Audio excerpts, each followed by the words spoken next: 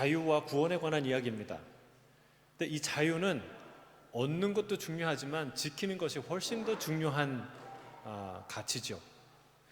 왜냐하면 호시탐탐 우리의 자유를 뺏어 노예 삼으려는 존재가 있기 때문에 그렇습니다. 자, 이 자유를 지키는 가장 좋은 방법은, 이 출애굽기가 보여주는 방법은 무엇입니까? 출애굽기 메시지는 그거예요. 하나님 안에 있을 때에, 하나님과 함께 있을 때에 너의 자유는 지킬 수 있다라고 말하고 있습니다. 그럼 하나님 안에 거하시는 자 되시기를 주의 이름 축복합니다.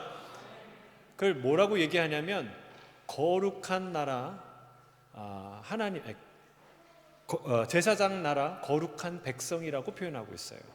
하나님이 이스라엘을 애굽에서 꺼내서 인도하여 내서 제사장 나라로, 거룩한 백성으로 하나님이 만들어가고 계세요. 그런데 주목해야 될 일이 있어요. 제사장 나라를 만드는데 제사법부터 가르치지 않는다는 거예요. 어떻게 살아야 할지부터 가르친다는 것이죠. 여러분, 이거를 우리가 아주 주의 깊게 생각할 필요가 있습니다. 시쳇말로는 이런 말이 있어요. 사람들이 얘기하면 먼저 사람이 되라. 그런 말 들어보셨습니까? 먼저 인간이 되라. 제가 그렇게 제목을 하려다가 조금 뉘앙스가 그래서 먼저 사람이 되라, 인간이 되라, 이런 말이 있어요. 같은 비슷한 맥락이에요. 자, 거룩한 제사장이 되었는데 인성이 홈리와 비느하스 형제와 같은 인성을 가졌다. 그러면 그게 하나님께 영광이 되겠습니까? 그들을 자신에게 축복이 되겠습니까? 그렇지 않죠. 오히려 하나님을 욕되게 하는 일이 되겠죠. 모든 제사장이, 예수님 시대의 모든 제사장이 다 그랬던 건 아니지만 많은 제사장들이 예배 기술자들로 살았습니다. 그래서 주님은 그들을 향해서 회칠한 무덤이라고, 독사의 자식이라고 아주 쓴소리를 하셨죠. 주님은 이런 말씀을 하셨어요. 마가복음 12장 40절, 우리 같이 읽어볼까요? 마가복음 12장 40절 시작. 그들은 과부의 가산을 삼키며 외식으로 길게 기도하는 자니 그 받는 판결이 더욱 중하리라 하시니라. 얼마나 충격적입니까? 사람들 앞에는 길게 기도하고 멋있게 기도하고 아름다운 종교적인 삶을 사는데 그 뒤에는 누구의 가산을 삼켜요? 과부의 가산. 아니, 부자도 아니고 강한 사람도 아니고 주식 투자를 해서 돈을 번 것도 아니고 누구예요? 가장 취약한 과부의 자산을, 그 연약한 자들의 등을 쳐먹는 거예요. 하나님이 이걸 보시고 그 예배를 받으시겠습니까? 사랑하는 성도 여러분, 예배는 삶에서 완성됩니다. 따라하겠습니다. 예배는 삶에서 완성됩니다. 삶이 중요하니까 잘 살면 예배 안 드려도 된다는 말이 아니에요. 예배는 비교할 수 없이 가치 있는 중요한 거예요. 그러나 여러분, 참된 예배자가 되기 위해서는 삶과 예배가 분리되어서는 안 된다. 진정성을 가져야 한다는 말씀입니다. 그럼 우리가 질문할 수 있어요. 어떤 삶이, 어떻게 살아야 예배자로서 진정성을 갖는 삶이 될까요? 질문하겠죠. 바로 그 질문에 대한 답이 오늘의 이야기들이에요. 이렇게 살아야 하는 거예요. 예배자가 되기 위해서는, 예배자가 된다는 것은 이런 삶을 산다는 뜻이야 라고 하나님이 하나하나 우리를 가르쳐 주시는 거예요. 오늘 말씀을 읽으면, 깊이 묵상하면 어떤 마음이 내 마음에, 우리 마음에 떠오르냐면, 하나님은 참 마음이 따뜻하시다. 정말 따뜻하시다. 연약한 자, 가난한 자, 소외된 자, 심지어는 그 미물까지도 하나님이 돌보시고 사랑하시는구나 라는 것을 알게 되죠. 사랑하는 성도 여러분, 우리가 주일날 찬양을 하나님 앞에 드리는 그 찬양도 하나님이 기쁘시게 받으시지만, 평소에 우리의 사랑하는 가까이 있는 이웃과 가족과, 그리고 특별히 가난한 자들과 어려운 자들에게 건네는 따뜻한 사랑, 긍휼, 자비 한마디의 말을 하나님이 그에 못지않게 기뻐하신다는 거예요. 여러분, 아멘이십니까? 하나님이 뭘 기뻐하시는지 알려주고 있는 거예요. 뭐가 예배의 삶인지 알려주고 있는 거예요. 하나님은 그러니까 이걸 모르면 예배 기술자들이 됩니다. 예배 잘 드렸으니 모든 것이 끝났다. 그렇지 않습니다. 여러분, 이걸 알아야 돼요. 하나님이 뭐라고 얘기합니까? 먼저 따뜻한 인간이 되라. 돌아볼 줄 아는, 긍휼과 자비를 베풀 줄 아는 그런 인간이 되라라고 주님께서 말씀하시는 거예요. 자, 우리 본문 16절 17절 함께 읽겠습니다. 시작. 사람이 한 처녀를 꿰어 동침하였으면 납폐금을 주고 아내로 삼을 것이요, 그에게 주기를 거절하면 그는 처녀에게 납폐금으로 돈을 낼지니라. 자, 처녀를 꿰어서 동침한다. 이유가 뭘까요? 그것은 이 여인을 성적인 욕망을 채우는 대상으로 생각하기 때문에 하는 행동입니다. 여러분, 따뜻한 사람은 따뜻한 시선을 가진 사람이에요. 사람을 어떤 방식으로 보느냐는 굉장히 중요한 일입니다. 이성을 이 성적 욕구를 해소하는 대상으로 바라보면 게임이 시작되는 거예요. 내가 무언가를 소유하냐, 소유하지 못하냐, 이기냐, 지냐, 가질 수 있냐, 가질 수 없냐, 했냐, 안 했냐, 이것으로 이 게임이 되는 거예요. 근데 여인을 소중한 자매로 바라보고 성과 결혼을 귀한 것으로 여기면 결코 그런 일을 행하지 않습니다. 여러분, 이 시선 하나에서 얼마나 많은 비극과 폭력과 음란과 범죄들이 나오는지 몰라요. 하나님이 여인을 보는, 이성을 바라보는 따뜻한 시선에 대해서 말해주는 거예요. 여러분, 청혼하지 아니한 처녀가 남자와 여자가 서로 동침을 했어요. 그게 드러났어요. 그러면 누가 결정타를 입을까요? 두말할 것도 없이 처녀입니다. 시대를 막론하고 대부분 이 성적인 일탈, 성적인 범죄에 대해서 비교적 남성에게 관대하고 또 비교적 여성에게 엄격했던 것이 사실이에요. 그래서 이런 취약한 여성의 인권을 보호하는 법률이 오늘 이 말씀입니다. 또한 성과 결혼이 얼마나 소중한 것인가를 알려주는 법이기도 해요. 자, 이런 말을 요즘 젊은이들에게 하면 비웃을 거예요. 웃을 거예요. 너 누구와 잠자리를 했어? 그 사람과 결혼해. 그러면은 여기 분명히 아내를 삼으라고 그랬어요. 처녀와 동침을 하면 그 사람을, 그 여인을 아내로 삼으라는 거예요. 아니, 원나잇을 했다고 결혼하라고? 세상에 그런 법이 어디 있어요? 어디 있긴 여기 있잖아요. 그러니까 이 사탄은 어떤 성격의 이 일을 하냐면 무거운 것을 가볍게 여기도록 만들고 가벼운 것을 무겁게 여기도록 만들어요. 그게 사탄의 역할이에요. 여러분, 우리가 살면서 이 순결보다 더 무거운, 더 중요한 일은 많지 않아요. 금도 순도가 높을수록 비쌉니다. 여러분, 우리 주변에 갖고 있는 것 중에 이 순결과 순도를 잃어버릴 때 쓸모없게 되는 게 굉장히 많아요. 충성이라는 가치도 충성이라는 이 순도가 떨어지면 배신이 되죠. 그럼 먹는 음식도 그래요. 여러분, 나가서 음식을 먹는데 맛있는 음식이 나오는데 거기에 머리카락이 하나 딱 있다. 그러면은 여러분 맛있게 드시겠습니까? 아유, 뭐 넣을 게 없어서 이런 것도 넣으셨네. 감사하네. 그리고 풍성한 음식을 감사하며 드십니까? 아니죠. 근데 거기에 파리 한 마리가 들어갔다. 바퀴벌레 다리로 추정되는 하나가 발견됐다. 그럼 어떻게 되겠어요? 여러분, 작은 것 하나 들어가도 전부가 쓸모없게 되는 게 많아요. 중요한 현실이에요. 그리고 우리 자신도 순결한 배우자를 원해요. 그 부부관계, 남녀관계의 그 순결함이 깨질 때에 굉장히 많은 아픔과 고통과 분노와 상처가 일어나요. 그런 현실이 있는데도 불구하고 바로 그런 일 때문에 가정이 깨지고 자녀들이 상처받고 방황하는 것을 우리가 알면서도 불구하고 지금 미디어를 보세요. 모든 영화를 보세요. 모든 문학 작품을 보세요. 다 한순간의 즐거움을 위해서는 순결은 아무것도 아니다. 순결이라는 가치에 매여 있는 자들은 어리석고 고리타분한 인간이다라고 묘사되지 않습니까? 여러분, 얼마나 이율배반적인 현상입니까? 성경은 초지일관, 성은 매우 중요한 소중한 것이고 순결하게 다루어져야 한다고 말하고 있습니다.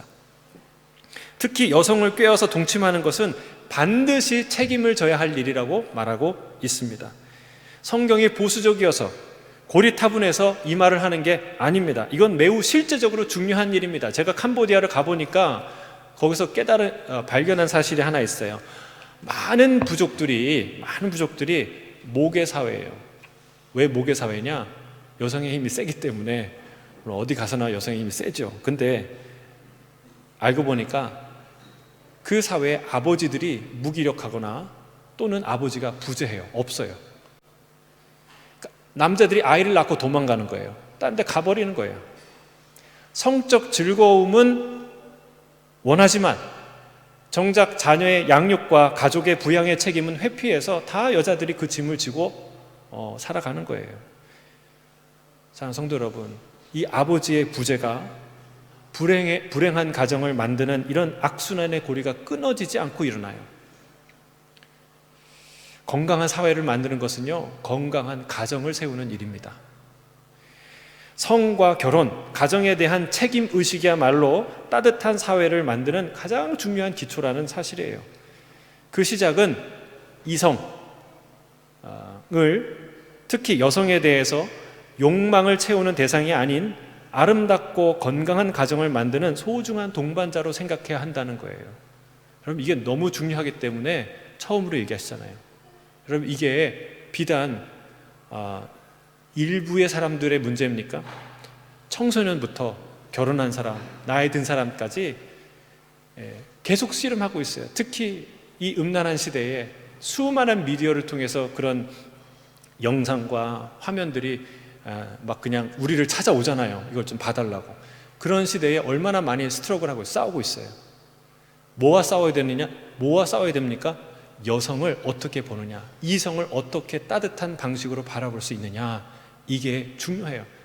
아주 소중한 존재를 바라보면 그게 얼마나 삐뚤어지고 왜곡된 것인가를 깨달아 알 수 있어요. 그렇지 않으면 계속 수많은 사람들이 음란문에 빠져 살아요. 여러분, 이게 실제적인 문제예요. 예배는 드리는데 거룩한 찬양을 하는데 실제로 일주일 내내는 아니지만 음란물을 보고 그런 갈등하고 고민하고 하는 그런 삶은 어울리지 않는다는 거예요. 여러분, 어떻게 그런 삶에서 벗어날 수 있습니까? 여성을 바라보는 따뜻한 시선을 가지라는 거예요. 처녀를 정중하게 대하는 마음, 이성을 정중하게 대하는 그 마음을 가지라는 거예요.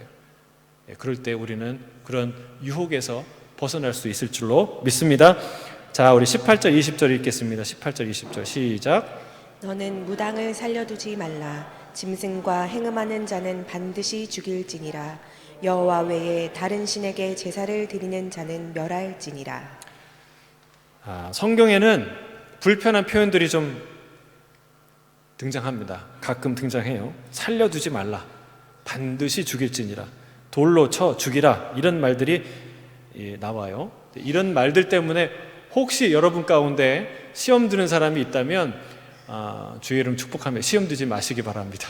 주님이 뭐라고 얘기하시냐면 누구든지 나로 말미암아 실족하지 아니하는 자는 복이 있다. 여러분, 다 하나님이 그렇게 말씀하신 데는 이유가 있어요. 이유가 있어요. 여러분은 하나님이 이 땅에 사랑과 공의와 정의를 행하시는 분인가를 믿으십니까? 하나님은 확실히 그런 분이에요. 성경은 하나님은 사랑이라고 말하고 있어요. 우리는 하나님보다 누군가를 더 사랑할 수 없습니다. 그런데 때때로 내가 더 이 인류를, 사람들을 사랑하는 것처럼 생각하고 말할 때가 있어요. 착각이에요. 오해예요. 그럼 보세요. 듣기 좋은 말만 하는 사람이 사랑인가요? 아니에요. 제가 어떤 얘기를 들으니까 그 제비족들, 그러니까 강남의 유수한 사모님들을 이렇게 마음을, 여심을 흔들었던 제비족, 그런 사람은요 얼굴이 잘생긴 사람이 아니에요. 말을 잘하는 사람이에요. 근데 그 말이 정말 그 여자의 마음을 흔드는 마음이에요. 근데 그 말들은 아름다운 말이고 위로가 되고 힘이 되고 소망이 되는 말인데, 근데 그 말이 어떤 의도에서 사용한 말이에요? 그 여인을 이용하고 그 여인의 재산과 그 여인의 위치를 이용하려고 하는 말이에요. 여러분, 아름다운 말을 한다고 사랑이 아니에요. 반대로 좀 듣기 싫은 말을 한다고 그러면 그거는 악한 말입니까? 그렇지 않습니다. 부모는 자녀에게 때로는 듣기 싫은 말을 해요. 불편한 말을 해요. 관계가 조금 서먹해져도 매일 하는 건 아니지만 할 때 해요. 왜요? 소중하니까. 아주 중요한 말이니까 하는 것이죠. 여러분, 하나님은 우리를 사랑하십니다. 여러분, 믿으십니까? 누구보다 사랑하십니다. 그래서 누구도 하지 않는 말을 하는 거예요. 다 하기 싫은 말을 하는 거예요. 불편한 진실을 말하는 거예요. 무당이 되는 것, 수간, 동물과 교합하는 것, 다른 신에게 제사를 드리는 것, 여러분, 마땅히 죽어야 할 일이라고 말씀하는 거예요. 여러분, 하나님이 또 예수님이 지옥에 관한 얘기를 합니다. 지옥보다 더 불편한 얘기가 어디 있습니까? 당신 지옥 갑니다. 지옥 갈 수도 있어요. 이런 얘기보다 불편한 말이 어디 있어요? 그러나 그걸 알려줘야 사랑이라는 거예요. 왜? 그게 진실이니까. 알려줘야 사랑이에요. 마음이 따뜻한 사람이라는 건 그저 좋은 말만 하는 사람, 좋은 게 좋은 거다라고 생각하는 사람이 좋은 따뜻한 마음을 가진 사람이 아니라는 거예요. 옳고 그름을 분명하게 깨달아서 악한 길로, 망하는 길로 가는 사람을 불쌍히 여기는 사람이에요. 어떻게 하든지 그를 끌어다가 밥을 먹이든 뭐를 하든 권면을 하든 어떻게 하든 그를 끌어다가 생명의 길, 안전한 길로 끌어오려고 하는 사람이 따뜻한 사람이에요. 그게 진짜 따뜻한 사람이에요. 좌로 가든지 우로 가든지 알지도 못하고 그냥 베풀기만 하는 사람이 아니에요. 그런 의미에서 이 구절은 중요한 거예요. 여러분, 하나님이 창조주이시라는 걸 믿으십니까? 정말입니까? 하나님이 이 만유를 통치하는 통치자, 유일한 통치자라는 걸 믿으십니까? 그런데도 무당이 살 수 있다고 믿으십니까? 불가능한 일이에요. 여러분, 적국의 간첩이 우리나라에 들어왔어요. 들어와서 이 국가의 아주 중요한 정보를 빼가요. 그리고 요인들을 하나씩 중요한 요인들을 포섭해 가요. 그러면 그런 일은 그냥 할 수 있는 일입니까? 절대로 안 되는 거죠. 반국가 행위를 무기징역 내지는 사형에 해당한다고 명시하는 것, 선포하는 것, 그것이 잔인하고 비윤리적인 행위입니까? 그렇지 않습니다. 여러분, 하나님을 좀 험한 말을 했다고 하나님이 하나님이 그런 지나친 분이다라고 말하는 것은 하나님의 선하심을 모르거나 하나님의 선하심을 믿지 않는 것이죠. 여러분, 우리는요, 전문가의 말을 신뢰합니다. 의사가 내가 증상이 별로 그렇게 심각하지 않아도 당신 이것 때문에 죽을 수도 있어요 라고 얘기하면 무슨 그런 재수없는 얘기 하냐고 그런 얘기 하지 말라고 이런 얘기 안 해요. 그러냐고, 왜 그러냐고 묻죠. 왜 그렇습니까? 나는 증상이 그렇게 심각하지 않아 조금 불편할 뿐인데 그렇게 중요한 병이에요? 라고 묻지 않습니까? 왜 그래요? 그분의 전문성을 신뢰하기 때문에 그렇습니다. 여러분, 하나님은 이 땅의 창조주로서 모든 분야의 전문가 이상의 지식을 갖고 계신 분이지만 특별히 영적인 부분에 대해서는 더 그래요. 주님이 이 영적으로 그게 죄다 하면 죄는 거예요. 그게 죽을 죄다 하면 진짜 죽을 죄인 거예요. 여러분, 그것을 우리가 받아들여야 돼요. 하나님이 뭐라고 얘기하십니까? 내 생각은 너희 생각과 다르다. 내 생각은 하늘이 땅에서 높음 같이 높다. 나의 길은 하늘처럼 높다. 너희와 다르다라고 말씀하는 거예요. 여러분, 그렇다고 그런 죄를 선언한다고 하나님이 용서의 길까지 막습니까? 그렇지 않아요. 용서의 길. 성경은 어떤 책이냐면 용서의 책이에요. 죽을 죄인이 살아나는 책이에요. 근데 그게 여러분 보세요. 현장에서 가늠하다 걸린 여인을 용서한 사람이 누구예요? 예수 그리스도예요. 십자가에서 죽기 직전에 구원을 선포한, 그 강도에게 구원을 선포한 분이 누구예요? 예수 그리스도예요. 여러분 착각하면 안 돼요. 근데 중요한 게 있어요. 죽을 죄라는 것이 선포돼야 용서라는 게 있는 거예요. 아니, 죄를 짓지 않았는데 그걸 죄라고 할 수 없는데 무슨 용서가 있겠어요? 하나님은 그게 죽을 죄라는 것을 우리에게 알려주는 거예요. 무당되는 거, 그리고 수간하는 거. 여러분 이 수간은 그냥 기행이 아니에요. 그러니까 단순한 기행이 아니라 음란의 죄악의 그 전형적인 극단적인 형태예요. 그러니까 다양성이라는 이름으로 포용할 수 없는 일이에요. 근데 이게 이제 동성애가 뚫리면서 여러분 이런 일들이 버젓이 팬클럽이나 무슨 미디어를 타고 이런 사람들이 지금도 활동하고 있어요. 끔찍한 일이에요. 여러분 수용할 수 없는 일이에요.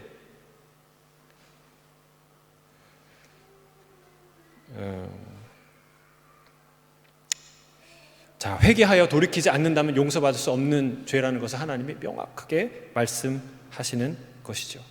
사랑하는 성도 여러분, 이 따뜻한 사람이라는 것은 그냥 무조건 좋은 말 하는 게 아니에요.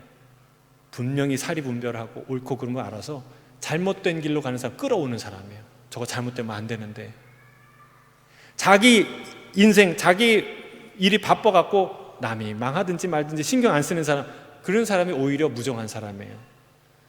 죽을 죄인을 살리는 것, 저는 이런 교회가 되길 바라고 이런 저와 여러분이 되길 주의 이름으로 축복합니다.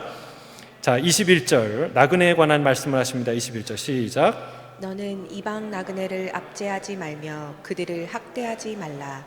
너희도 애굽 땅에서 나그네였음이라. 이방 나그네를 압제하거나 학대하지 말라고 말씀하십니다. 우리는 이민자죠. 그래서 종종 이 마음을 알아요. 인종차별을 느끼고 삽니다. 자주는 아니지만 가끔. 저는 그렇게 모멸적인 인종차별을 당한 적은 없는 것 같아요. 10년을 살면서. 근데 어떤 집사님이 한국에서 공장을 하시는 아버지한테 이런 말씀을 했대요. 거기에 외국인 근로자들이 있다는 얘기를 듣고 아빠 그 친구들한테 잘해주세요. 왜냐하면 그 사람들이 바로 저예요. 시드니에서 외국인 근로자로 사니까 그 마음을 헤아려 달라는 말이죠. 여러분 인종차별은 건장한 백인 남성들만 하나요? 그렇지 않습니다. 인종차별의 DNA, 그 인자는 죄인인 우리 가운데 다 있어요. 특히 한국 사람들은 또 누구 못지않게 인종차별합니다. 그게 종종 국가적인 문제가 되기도 하지 않습니까? 그래서 중국인은 어떻고 인도인은 어떻고 일본인은 어떻고, 여러분 이런 얘기는 가능한 삼가하시기를 바랍니다. 사람 나름이에요. 제가 보니까 사람 나름이에요. 물론 민족적인 특성이 있는 것은 사실입니다. 그러나 여러분 선, 악은 개인의 문제지 민족의 단체의 문제가 아니에요. 그래서 제가 집주인을 중국인도 만나고 그 다음에 지금은 그다음에 호주인도 만나고 지금은 한 번은 모르겠어요. 만난 적이 없어요. 근데 지금은 인도 분이에요. 이 인도 분은 집에 애착이 많아요. 그래서 자주 오시고 하는데 무례하거나 하지 않고 항상 친절하게 뭐가 고장났다 그러면 얼른 와서 고쳐주고 직접 참 이 사람 성실하고 부지런하고 따뜻한 사람이다 라는 생각을 했어요. 다 사람 나름이에요. 하나님이 우리 딱 보시기에 우리 자체가 나그네인데, 우리가 어떤 나그네 민족을 비웃거나 무시하거나 때로는 차별한다면 하나님이 그걸 보고 기뻐하실 수 없다는 거예요. 여러분 나그네들을 잘 따뜻하게 대하는, 인자하게 대하는 그런 저와 여러분 되시기를 바랍니다. 자, 22절부터 24절입니다. 함께 읽겠습니다. 시작. 너는 과부나 고아를 해롭게 하지 말라. 내가 만일 그들을 해롭게 함으로 그들이 내게 부르짖으면 내가 반드시 그 부르짖음을 들으리라. 나의 노가 맹렬함으로 내가 칼로 너희를 죽이리니 너희의 아내는 과부가 되고 너희 자녀는 고아가 되리라. 고아와 과부는 사회의 대표적인 약자들입니다. 하나님은 여기서 확실하게 편을 들어주시는 거예요. 나는 고아와 과부의 하나님이야. 이런 말씀 하시는 거예요. 그렇다고 고아와 과부가 항상 선하다, 그 말은 아니에요. 언제나 그들은 피해자고 정의의 편에 선 사람들이다, 그렇지 않습니다. 하나님 외에 누구도 절대 선이 될 수 없습니다. 고아와 과부도 남의 물건 훔치면 벌을 받아야 되고, 그들도 나쁜 말 할 수 있고 나쁜 삶을 살 수 있어요. 하지만 많은 경우, 대부분의 경우 고아와 과부는 폭력과 학대와 약탈의 대상이 되기 때문에 그것이 얼마나 큰 무서운 범죄인지 하나님이 알려주시는 거예요. 하나님은 성경에 곳곳에서 고아와 과부에 대해서 언급하십니다. 절기를 지킬 때, 너희가 축제를 벌일 때 꼭 항상 고아와 과부와 함께 즐거워하라 라고 하는 거예요. 가족하고만, 성도들과만 즐거워하지 말고 그들과 함께. 예를 들면 뭐 크리스마스, 추석이 됐는데 유난히 쓸쓸하게 보내는 분들이 있어요. 그렇죠? 예, 그런 사람들 챙기라는 거, 함께 즐거워할 수 있도록. 예, 이번 절기들 여러분 우리가 주변에 있는 사람들을 돕길 바랍니다. 추석인데 돈이 없어서 이렇게 추석상을 차리지 못하고, 설날인데 떡국 하나를 먹지 못하는 사람이 있다면 가서 도와주라는 거예요. 그게 하나님의 마음이라는 거예요. 또 곡식 뺄 때에 고아와 과부를 위해 남겨두라. 이삭 떨어지면 그거 다 줍지 말고 고아와 과부 주워갈 수 있도록. 벨 때에 모퉁이는 좀 남겨두고, 뱄던 거 밭에 두고 왔으면 가지러 가지 말고 그냥 남겨두라는 거예요. 또 셋째 해의 11조는 레위인과 객과 고아와 과부에게 다 나눠주라 라고 말씀하세요. 하나님은 심지어는 이런 말씀을 하시는데, 여러분 잘 들으세요. 이건 되게 중요한, 우리의 인식의 전환을 가져오는 중요한 말씀이에요. 가난한 자들에게 한 선행을 하나님이 반드시 갚아줄 거라고 말씀하세요. 잠언 19장 17절이에요. 함께 읽겠습니다. 시작. 가난한 자를 불쌍히 여기는 것은 여호와께 꾸어드리는 것이니 그의 선행을 그에게 갚아주시리라. 여러분, 세상에 누가 하나님께 감히 꾸어드릴 수 있습니까? 근데 세상에 가장 안전하고 가장 많은 확실한 투자처가 있다면 그건 하나님이에요. 그러니까 블루칩 중에 블루칩이에요.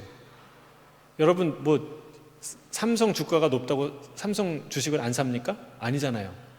확실한 그 주식을 사잖아요. 그렇죠? 그게 계속 오르니까. 만약에 전 주식 가지는 않지만 그런 확실한 투자처가 있다면 그건 바로 하나님이에요. 근데 아쉽게도 하나님 투자를 안 받으세요. 왜요? 투자를 받을 필요가 없거든요. 그런데 유일하게 하나님께 투자할 수 있는, 하나님께 꾸어드릴 수 있는 기회가 있는데, 그것은 고아와 과부, 가난한 사람들을 돌보는 것. 그거는 하나님께 꾸어드리는 거래요. 그러니까 하나님이 갚으시는데 째째하게 1대1로 주시겠습니까? 너 1,000원 줬으니까 내가 1,000원 준다, 그러시겠어요? 여러분, 하나님은 기본적으로 30배예요. 예수님의 비유 보셨죠? 30배, 60배, 100배. 기본이 30배예요. 0.3%가 아니라, 이자율이 3%가 아니라 기본이 30배예요. 그러니까 하나님께 투자하는 것은 진짜 대박나는 인생이에요. 하나님께 꾸어드리는 것이 뭐냐? 고아와 과부를 돌보는 것, 그리고 가난한 자들을 섬기는 것, 그것이 하나님께 꾸어드리는 것이다. 하나님 반드시 갚으신다라고 말씀하십니다. 또 하나님 오늘 본문에 뭐라고 얘기하냐면, 내가 그들의 기도를 반드시 들을 건데 그들을 괴롭히는 자를 내가 반드시 죽일 것이고, 그래서 그의 아내는 고아가 되고 그의 자녀는 고아가 되고 그의 아내는 과부가 될 것이다 말하는 거예요. 여러분, 협박같이 들리지만 이것은 단호한 경고예요. 다 그렇게 했다는 게 아니라 고아와 과부를 악질적으로 괴롭히는 사람들, 그 고아와 과부가 울면서 탄원하면서 정말 여기에서 살려주세요라고 말하는 바로 그 대상을 하나님이 반드시 응징할 거라고 말씀하시는 거예요. 이런 말씀 해주셔서 얼마나 속이 시원해요. 이런 하나님이 있어서 얼마나 감사해요. 홍길동, 로빈훗과 비교할 수 없는 그런 분 아닙니까? 속 시원하죠?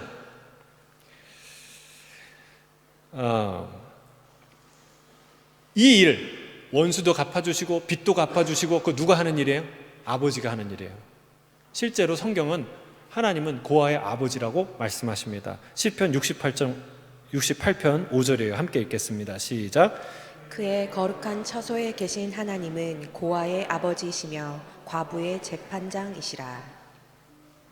하나님은 고아의 아버지예요. 과부의 재판장이에요. 예수님도 같은 말을, 아주 비슷한 말을 하세요. 삼가 이 작은 자 중에 하나라도 업신여기지 말라. 너희에게 말하노니 그들의 천사가 하늘에 계신 내 아버지의 얼굴을 항상 배웁느니라. 야고보 사도는 말합니다. 참된 경건이란 무엇인가? 야고보서 1장 27절이에요. 같이 읽겠습니다. 시작. 하나님 아버지 앞에서 정결하고 더러움이 없는 경건은 곧 고아와 과부를 그 환난 중에 돌보고 또 자기를 지켜 새 속에 물들지 아니하는 그것이니라. 참된 경건이란 무엇입니까? 고아와 과부를 환난 중에서 돌보는 자다라고 말씀하십니다.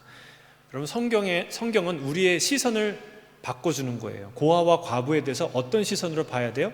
귀찮은 존재, 부담스러운 존재, 아니면 어떻게 마음대로 해볼 수 있는 먹잇감 같은 존재라고 보지 않고 함부로 건드릴 수 없는 소중한 하나님의 자녀, 그리고 또 하나님의 저들에게 선을 행하면 하나님이 갚아주시는 소중한 투자처다라는 것을 그런 인식을 갖게 하는 거예요. 여러분, 사회적 약자를 함부로 해하지 않고 따뜻하게 돌보는 것은 하나님께서 참으로 기뻐하시는 일입니다. 저는 예수 따라가는 교회가 이렇게 사람 살리는 교회가 되기를 주의 이름으로 축복합니다. 자, 가난한 자에게 관한 이야기를 하세요. 25절에서 27절까지 읽겠습니다. 시작. 내가 만일 너와 함께한 내 백성 중에서 가난한 자에게 돈을 꾸어주면 너는 그에게 채권자 같이 하지 말며 이자를 받지 말 것이며, 내가 만일 이웃의 옷을 전당 잡거든 해가 지기 전에 그에게 돌려보내라. 그것이 유일한 옷이라. 그것이 그의 알몸을 가릴 옷인즉 그가 무엇을 입고 자겠느냐.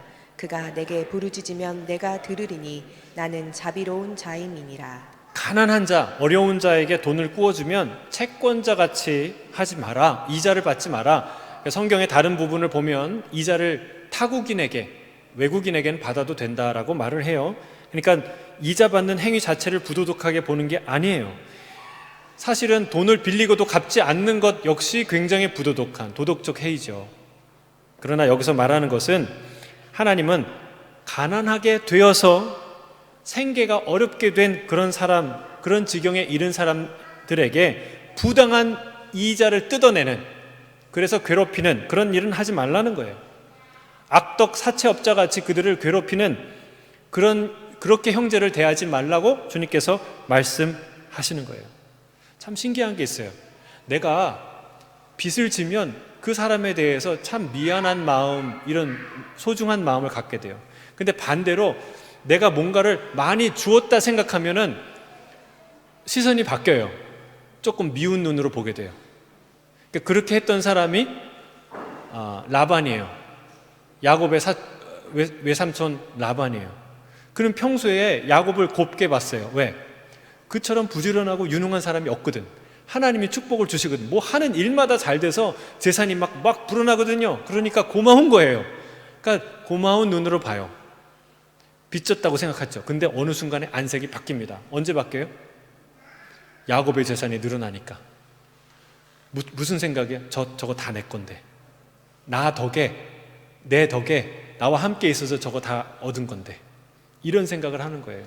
그러니까 여러분, 내 덕에 뭔가를 했다라고 생각하면, 내가 이걸 많이 기여했다 생각하면요, 보는 눈이 달라져요. 그러면 안 된다는 거예요. 사랑하는 성도 여러분, 내 덕에 잘 되었다면 함께 기뻐할 수 있는 너그러운 마음을 가져야 합니다. 그게 따뜻한 마음인 것이죠. 빚진 자를 너그럽게 보는 눈을 갖게 되길 바랍니다. 아무리 내게 빚을 져서 담보로 줄 게 없어서 마지막 가진 그 겉옷을 준다 할지라도 해가 지기 전에 돌려주라는 거예요. 왜냐하면 이 중동 지역은 낮에 열사의 땅, 뜨거운 땅이지만 밤에는요 반대로 굉장히 추워요. 얼어 죽을 것 같이 추운 곳이 그 사막이에요. 그래서 단열도 보온도 안 되는 그 집에 덩그러니 이불도 없이 자는 사람에게 동사에서 죽을 수 있는 그런 간절함과 절박함을 헤아리라는 거예요.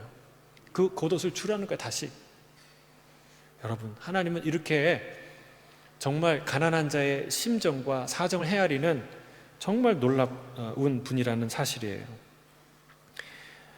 딱한 사정을, 그러니까 우리는 이렇게 생각해요. 딱한 사정을 봐주다가 그러면 내가 보는 손해는 어떻게 합니까? 누가 나를 먹여 살립니까? 딱한 사정 다 봐주다가는. 근데 성경이 말하는 거는요, 그거를 손해라고 보지 말고 투자라고 보라는 거예요. 그걸 손해라고 보지 말고 투자라고 봐라. 여러분, 우리가 돈 쓰는 것 중에 헌금 내는 것처럼 아까운 게 어디 있어요? 생각해 보면 헌금처럼 손해 나는 게 어디 있어요? 그냥 아무것도 안 하고 그냥 돈을 100불씩 200불씩 뭐 1000불씩 내잖아요. 그거 손해 아니에요? 근데 우리는 손해라고 생각 안 해요. 왜요? 우리가 하나님께 드리는 마음이에요. 헌신이에요. 그게 예배예요. 그러니까 그걸 손해라고 생각하지 않아요. 가난한 사람들에게도 그렇게 생각하라는 거예요. 가난한 사람들에게 돌보는 거는 여러분 헌금처럼 기쁘게, 그리고 하나님께 구워드리는 것처럼 과감하게 투자하라는 거예요. 그러면 하나님이 어떻게 해요? 그것을 미니멈 30배로 하나님이 돌려주신다는 말이죠. 여러분, 이런 생각의 전환을 갖고 있을 때 우리는 따뜻한 마음을 비로소 갖게 되는 거예요. 손해 나면 어쩌나, 저거 빚 안 갚으면 어쩌나, 이런 마음이 아니라 과감하게 내 주머니를 열고 내 시간과 인생을 쏟을 수 있는 그런 너그러운 마음이 생겨나는 것이죠. 그게 진짜 예배자라는 거예요. 진정한 예배자. 하나님이 그 예배자의 예배를 기뻐 받으신다는 거예요. 자, 마지막으로 28절에서 31절까지 읽겠습니다. 28절입니다. 시작. 너는 재판장을 모독하지 말며 백성의 지도자를 저주하지 말지니라. 너는 내가 추수한 것과 내가 짜낸 집을 바치기를 더디하지 말지며 내 처음 난 아들들을 내게 줄지며 내 소와 양도 그와 같이 하되 이래 동안 어미와 함께 있게 하다가 여드레 만에 내게 줄지니라. 너희는 내게 거룩한 사람이 될지니 들에서 짐승에게 찢긴 동물의 고기를 먹지 말고 그것을 개에게 던질지니라. 여러분, 따뜻한 마음은 한 방향으로만 흐르면 안 돼요. 그러니까 가난한 사람을 돌본 사람은 가난한 사람들에게만 따뜻해지고, 위에 있는 사람, 또 가진 사람들에게는 정말 못되게 구는, 그들을 비난하고 조롱하고 여기는 모독하고 저주하는 그런 말은 아무렇지도 않게 하는, 그러면 안 된다는 거예요. 따뜻한 마음은 방향을 가지면 안 돼요. 우리와 함께하는 모든 존재에게 같이 흘러가야 돼요. 그게 하나님의 마음이라는 거예요. 어떤 의미에서 우리는 모두 약자입니다. 모두 약자예요. 누군가의 도움이 꼭 필요하고 누군가의 사랑이 필요한 존재들이에요. 특별히 하나님의 구원이 필요한 존재들입니다. 예외 없이. 특별히 제사장이나 지도자는요, 권위를 상실하면 제 기능을 할 수가 없어요. 재판장이나 지도자의 기능을 상실한 그 공동체는 그나마 작동하던 정의와 보호와 구제의 기능조차도 무너지게 돼 있어요. 그 피해가 누구한테 갈까요? 사회적 약자들에게 고스란히 가게 되는 거예요. 자, 두 번째는 추수한 것 짜낸 집 바치기를 더디하지 말라고, 처음 난 아들을 드리라고 하십니다. 이게 무슨 말이냐? 예수님이 얘기했죠. 가이사의 것은 가이사에게, 하나님의 것은 하나님에게. 하나님께 드릴 몫이 있어요, 없어요? 있다. 하나님께 드리는 것은 과감하게, 아끼지 말고, 주저하지 말고, 째째하게 갈등하지 말고 아낌없이 드리라는 거예요. 여러분, 하나님은 기꺼이 드리는 자를 사랑하십니다. 드릴까 말까 생각할 때는 그냥 드리세요. 따뜻한 마음은요, 아끼지 않는 마음이에요. 그런 마음이 저와 여러분 가운데 있기를 바랍니다. 자, 우리가 짧지만 아주 하나님의 마음, 따뜻한 마음을 알 수 있는 중요한 말이 그 다음 구절에 나와요. 소나 양의 처음 난 것도 하나님 앞에 드려야 돼요. 출애굽할 때 처음 난 아들 다 내 거다라고 얘기했죠. 처음 난 양과 소의 첫 새끼도 내 거다라고 얘기하는데, 단 이런 규례를 말씀하세요. 어떻게 얘기하냐면 7일 동안, 그 난 순간부터 7일 동안은 어미와 새끼가 함께 있게 해라. 그리고 나서 여드레 되면 8일이 될 때에 그때 가서 바쳐라 라고 말해요. 여러분, 이게 얼마나 따뜻한 거예요. 7일 동안에 낳은 새끼와 함께 할 수 있는, 어미가 낳은 새끼와 함께 할 수 있는 시간을 주라는 거예요. 그리고 새끼에게도 어미와 함께 할 수 있는 최소한의 시간을 주라는 거예요. 그럼 여기서 우리는 뭘 알 수 있어요? 미물도 동물도 함부로 대하면 안 되겠다. 여러분, 걷어찰 수 있다고 함부로 걷어차지 마시길 바랍니다. 그런 분도 없겠지만, 여러분, 우리 동물을 소중히 여기고 사랑하고 잘 돌봐야 될 그런 마음이 어디에 있어요? 바로 여기 있어요. 하나님이 그렇게 동물들을 사랑하고 돌보신다는 사실입니다. 자, 마지막으로 우리에게 하나님이 거룩한 사람이 되라고 말씀하십니다. 들에서 짐승에게 찢긴 동물들을 먹지 말라고 하는 거예요. 이 말은 뭐냐? 너 자신을 소중히 여기라는 거예요. 아무거나 먹지 말고, 땅에 떨어진 거 주워 먹지 말고, 동물들이, 들짐승들이 먹다 남은 거 먹지 말라는 거예요. 소중한 거. 이거 누구 말이에요? 엄마가 하는 말이잖아요. 아빠가 하는 말이잖아요. 하나님은 이렇게 따뜻한 마음으로 우리에게 이 말씀을 하고 계시다는 사실입니다. 말씀을 맺습니다. 먼저 우리는 예배자가 되기 전에 사람이 되어야 합니다. 어떤 인간입니까? 어떤 사람입니까? 하늘 아버지처럼 따뜻한 마음을 가진 사람, 그런 인간. 그런 사람이 진정한 예배자라는 거예요. 하늘 아버지의 마음을 닮아서 이성을 존중히 대하며, 그리고 나그네와 고아와 과부를 소중히 여기며, 그리고 가난한 자를 불쌍히 여기는 따뜻한 그런 예배자로 사는 저와 여러분이 되시기를 주의 이름으로 축복합니다. 아멘. 기도하겠습니다. 하나님,